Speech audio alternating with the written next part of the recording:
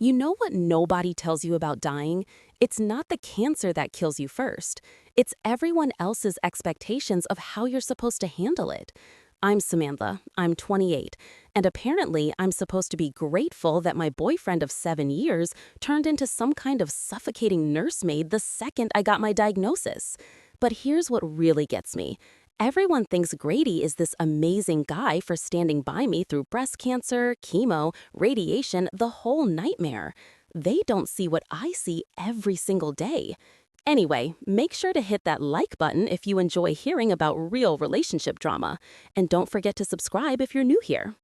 The thing about Grady is that he's always been this intense, overwhelming presence who thinks he knows what's best for everyone. When we bought our house 5 years ago, he micromanaged every detail like I was some clueless child who couldn't handle adult decisions. Then, when I got pregnant with the twins, he became even more controlling, constantly hovering and acting like I might break if he wasn't watching my every move. It was exhausting then, and it's 10 times worse now. When the cancer came back and spread to my lymph nodes, then everywhere else, he quit his job without even discussing it with me first. Just walked in one day and announced he was going to take care of everything. Like I asked for that. Like I wanted him breathing down my neck 24/7, treating me like some fragile decoration instead of a person. His parents, Douglas and Kay, they eat this stuff up. They think their precious son is such a saint, sacrificing his career to play house with his dying girlfriend. But what they don't understand is how claustrophobic it gets when someone's entire identity revolves around being your caretaker. Every pill I take, every doctor's appointment, every time I so much as once, there he is hovering with that concerned expression that makes me want to scream. He acts like he invented devotion, like no one has ever loved someone through illness before him. The way he talks to the doctors, you think he was the one with cancer. Always asking questions I already asked, taking notes like he's my personal secretary. The twins, Chloe and Sophia, they're almost 3 now, and even they can sense the tension in the house. They've been staying with Douglas and Kay more often lately, which is probably for the best. Those two are getting pretty old to be chasing around toddlers. But at least they don't look at me with that mixture of pity and expectation that everyone else does. I've been sitting in our backyard a lot lately, just trying to get some space to think. The doctors have made it pretty clear that I don't have much time left, and there's something I've been carrying around that's eating me alive worse than any tumor ever could. It's funny how when you're dying, people expect you to become this pure, honest version of yourself. Like suffering automatically makes you noble or something. But the truth is, some secrets get heavier the closer you get to the end. This weekend, while the girls are with Douglas and Kay, I'm sitting out here in the sunshine, and I know I can't keep carrying this anymore. Grady's inside, probably organizing my medication schedule for the 100th time or researching some new treatment that might buy me a few more months. He's always doing that, acting like if he just tries hard enough, he can fix everything. It's one of the things that drove me crazy about him, even before I got sick. This need to be the hero in every situation. The truth is, I've never been able to talk to Grady about the things that really matter. He's always so busy being the perfect boyfriend, the perfect provider, the perfect caretaker, that there's no room for me to be anything other than grateful. And I'm so tired of being grateful for a life that feels like it's been decided for me by someone else. I can hear him moving around in the kitchen, probably making me some healthy smoothie I didn't ask for. In a few minutes, he'll come out here with that concerned look, maybe sit down and try to have one of those deep conversations about making the most of our time together. But what he doesn't know is that our time together has been built on something that's about to destroy both of us. Looking back, I think the real problem started after we bought this house. Grady threw himself into work like a man possessed, staying late, taking on extra projects, always talking about securing our future and building something stable. He thought he was being responsible, but what he really was being was absent. I'd spend entire evenings alone in this house we'd supposedly bought together, feeling more like a tenant than a partner. That's when Jeremy reached out on Facebook, my ex from college. We dated for 2 years before I met Grady. Jeremy had always been different from Grady. Where Grady is all intensity and heavy conversations, Jeremy was fun, spontaneous, the kind of guy who could make you laugh until your stomach hurt. When he messaged me, it was just innocent catching up at first. He was going through a divorce, needed someone to talk to, and I guess I needed that too. The conversation started innocent enough, just two old friends reconnecting. But Jeremy actually listened when I talked about feeling invisible in my own relationship. He remembered things about me that Grady seemed to have forgotten, like how I used to paint or my obsession with those weird crime documentaries. Grady was so focused on being the perfect provider that he'd stopped seeing me as anything other than someone who needed providing for. When Jeremy suggested we meet for coffee, I told myself it was harmless, just two friends catching up in person. But the second I saw him, I remembered everything I'd been missing. He looked at me like I was interesting, like I had something to offer beyond just being Grady's girlfriend. We talked for hours about everything and nothing, and for the first time in months, I felt like myself again. The physical part didn't happen right away. We met up several more times, always telling myself it was just friendship. But Jeremy made me feel alive in a way I'd forgotten was possible. He was spontaneous, where Grady was rigid, exciting, where Grady was suffocating. When we finally crossed that line, it felt inevitable, like I'd been holding my breath for years and could finally exhale. The affair lasted 6 months. 6 months of feeling like I had a secret life that belonged to me, not to Gray's version of what our life should be. Jeremy didn't try to manage my emotions or fix my problems. He just enjoyed being with me. And I enjoyed being someone other than Grady's responsibility project. But then, I got pregnant. The timing was impossible to ignore. It had to be right around when Jeremy and I were at our most intense. When I told Jeremy about the pregnancy, he went completely silent. Then he started making excuses not to see me. Within a week, he'd blocked me on everything, just disappeared, like our 6 months together had meant nothing. That's when I realized what kind of man Jeremy really was.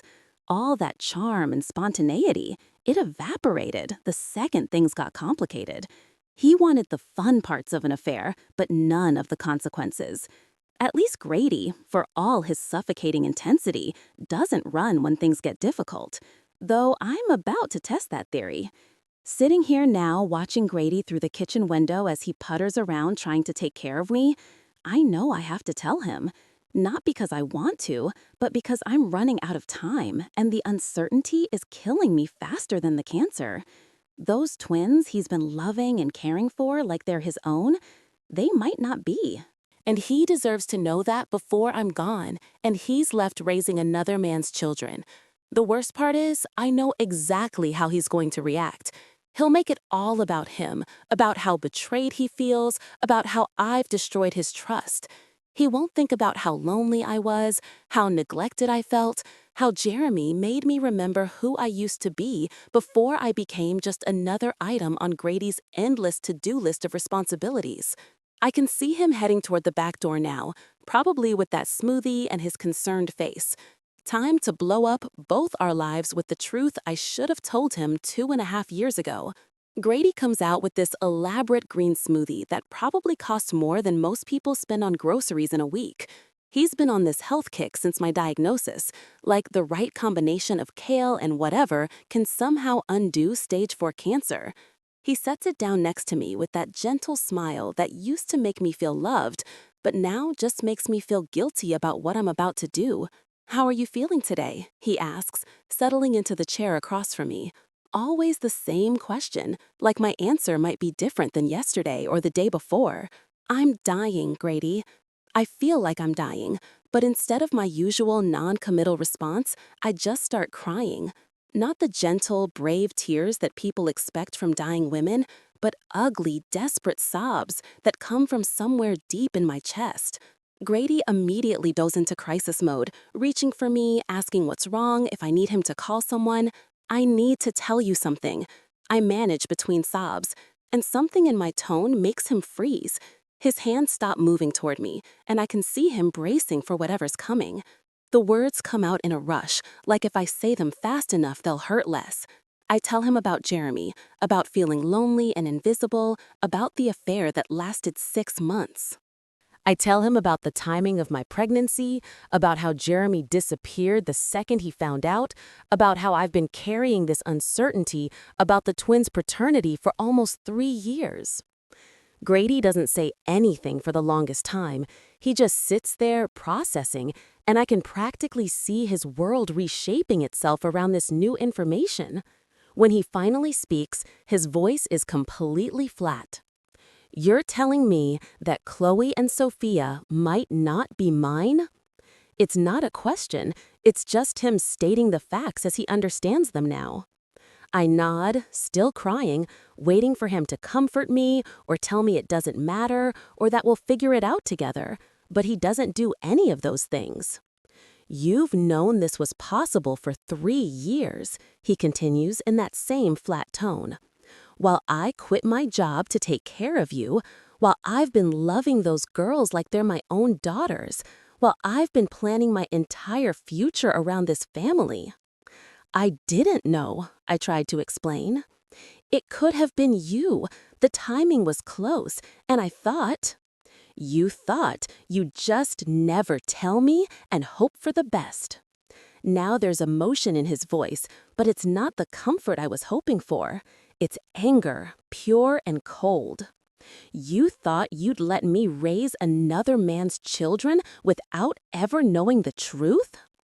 "They are your daughters," I insist, "because in every way that matters, they are. You're the only father they've ever known. Biology doesn't change that." But even as I say it, I can see that it does change things for Grady. Everything changes things for Grady.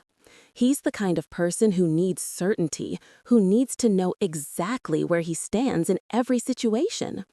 I've just ripped away the foundation of everything he thought he knew about his life. He gets up without another word and goes back into the house. I can hear him moving around, opening and closing drawers, his footsteps heavy on the hardwood floors we picked out together. When he comes back out, he's holding his car keys. "I need some time to process this," he says, not looking at me. "I'm going to stay somewhere else for a while." "You can't just leave me," I say, and I hate how desperate I sound. "I'm dying, Grady. I need you." "You should have thought about that before you spent 6 months sleeping with your ex," he replies. And there's something in his voice I've never heard before, something final. He walks back into the house, and I hear him moving around upstairs, gathering things. Within an hour, he's gone, leaving me alone in our backyard with my untouched smoothie and the wreckage of everything I thought I could keep hidden forever. The next few days pass in a blur of phone calls and arrangements. Douglas and Kay come to stay with me, their faces carefully neutral, but their disappointment obvious. They don't ask questions about why Grady left, but I can tell they know something major has happened. My sister Lauren calls from Australia, and I have to explain why she might need to come sooner than we'd planned. Grady won't answer my calls or respond to my texts. I leave him voicemails that start angry and become increasingly desperate. I tell him he's being cruel, abandoning me when I need him most. I remind him of everything we've built together, everything we mean to each other, but my phone stays silent. A week after our conversation in the backyard, a courier shows up at the door with legal documents. Grady is requesting paternity tests for both girls. The papers are formal and cold, nothing like the man who used to make me breakfast in bed and worry when I was 5 minutes late coming home. The tests themselves are simple, just cheek swabs from all of us, but waiting for the results feels like the longest week of my life. I swing between hope and dread, sometimes convincing myself that the girls are definitely Grady's, sometimes certain they're not. I think about Jeremy, wherever he is, completely unaware that his decision to run might have left 2 little girls without their father. When the results come, Douglas is the one who opens the envelope. His face tells me everything I need to know before he says a word. Chloe and Sophia are not Grady's biological daughters. The man who has loved them since before they were born, who quit his job to take care of them, who calls them his princesses and reads them bedtime stories every night. He's not their father. I call Grady immediately, but it goes straight to voicemail. I try texting, emailing, even reaching out through mutual friends. Nothing. It's like he's disappeared as completely as Jeremy did when things got complicated. 3 days later, Douglas tells me that Grady came by while I was at a doctor's appointment. He picked up more of his things and left a message. He's going through with removing his name from the birth certificates, but he'll continue paying the mortgage until the house can be transferred to the girls through his life insurance policy. It's generous and practical and completely devastating. He's taking care of us financially while making it clear he wants nothing to do with us emotionally. I spend the next few weeks trying to track down Jeremy. I create fake social media accounts to get around his blocks. I call his old friends. I even reach out to his ex-wife, but it's like he's vanished completely. The man who helped create my daughters wants absolutely nothing to do with the consequences of our affair.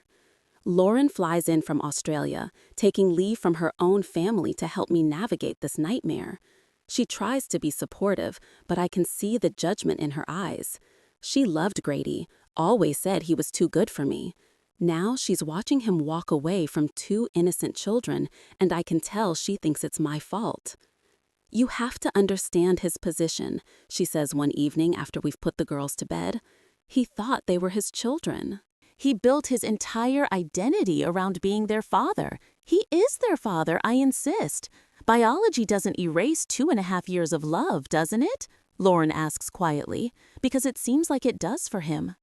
The practical realities of my situation become impossible to ignore as my health deteriorates. Lauren can't stay indefinitely. She has her own children back in Australia. Douglas and Kay are in their 70s and struggling to keep up with 2 active toddlers. We need a long-term plan for the girls, and every option feels inadequate. Social services gets involved, not in a threatening way, but to help us navigate the custody situation. The caseworker, a kind woman who clearly feels terrible about our circumstances, explains our options. Lauren could potentially take the girls back to Australia with her, but that would mean uprooting them from everything they've ever known. We could try to locate Jeremy and see if he wants to claim paternity, but given his previous behavior, that seems unlikely to result in a stable situation. What about there? What about Grady? I ask, even though I already know the answer. He's made it clear through his attorney that he doesn't want any ongoing parental responsibilities, she explains gently. "I'm sorry, I know this isn't what you wanted to hear. The worst part is hearing from mutual friends that Grady seems to be doing well, better than well, actually. People keep mentioning how much healthier he looks, how he seems more relaxed than they've seen him in years. While I'm literally dying and our daughters are facing an uncertain future, he gets to just walk away and start fresh. I try to paint him as the villain when people ask what happened. I tell them he abandoned me when I needed him most, that he turned his back on 2 innocent children over something that happened years ago. But the responses I get aren't what I expect. Instead of outrage on my behalf, I get uncomfortable silences and change subjects. It's like people understand his position in a way that makes me furious. "He raised those girls for over 2 years, my friend Casey says when I try to explain how cruel he's being. Can you imagine finding out they weren't yours? I mean, I feel terrible for you, but I also feel terrible for him." That's when I start to realize that people aren't seeing me as the victim in this situation. They see a woman who had an affair, lied about paternity, and is now facing the consequences of those choices. They feel sorry for me because I'm dying, but they also feel sorry for Grady because of what I did to him. It's infuriating and terrifying at the same time. As my condition worsens, the urgency of the custody situation intensifies. Lauren and I have to make decisions about the girls' future, and every option feels like a betrayal of everything I wanted for them. They're too young to understand what's happening, but they keep asking for Grady. Chloe especially has been crying for Daddy every night, and it breaks my heart to realize she's never going to see him again. The house that Grady and I bought together feels like a mausoleum now. Every room holds memories of the family we used to be, before I destroyed everything with my selfishness. The girls' bedroom with the princess decorations Grady hung so carefully feels like a monument to what we've lost. Their toys, their books, their little clothes. Everything reminds me of the father who loved them enough to walk away rather than stay and resent them for what I did. I keep hoping Grady will change his mind, that he'll realize love is more important than biology, that he'll come back for the girls, if not for me. But as weeks turn into months and my condition continues to deteriorate, it becomes clear that's not going to happen. He's made his choice, and it doesn't include any of us. The final arrangements have to be made. Lauren will take Chloe and Sophia back to Australia with her. They'll grow up with their cousins in a stable home with people who love them, but they'll never know their biological father. And they'll have lost the only father they've ever known. It's not the life I wanted for them, but it's the best option we have given the circumstances I created. In my last few weeks, I'm forced to confront the full scope of what my affair has cost everyone. My daughters will grow up on the other side of the world, displaced from everything familiar, because I couldn't resist the excitement of being with Jeremy. Grady, who loved us all unconditionally, has been driven away by my lies and betrayal. Jeremy, who helped create the situation, gets to live his life completely free of consequences while everyone else pays the price. I keep waiting for some kind of closure, some final conversation with Grady where we can find peace with what's happened, but it never comes.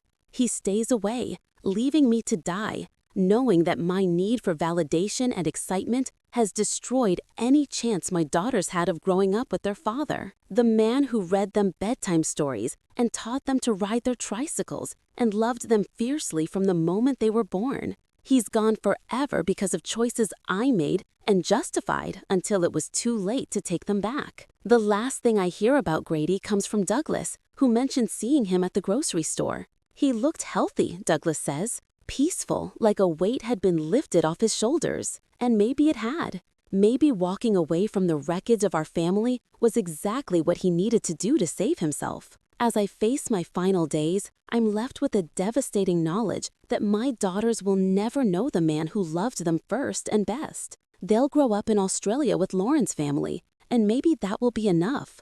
But they'll never have their daddy, and that's entirely my fault. I wanted excitement. I wanted to feel desired. I wanted something that belonged just to me. Instead, I destroyed everything that mattered most. And now I'm dying, knowing that my legacy is two little girls who lost their father because their mother couldn't resist an old flame who disappeared the moment things got complicated. The cancer might be killing my body, but the real death happened months ago, when I watched Grady walk away from everything we built together. And the coolest part is I finally understand that he was right to leave. I just wish I'd figured that out before it was too late to matter. If this confession kept you hooked, make sure to subscribe, like, and share. We share powerful true stories every day that explore the complex realities of life.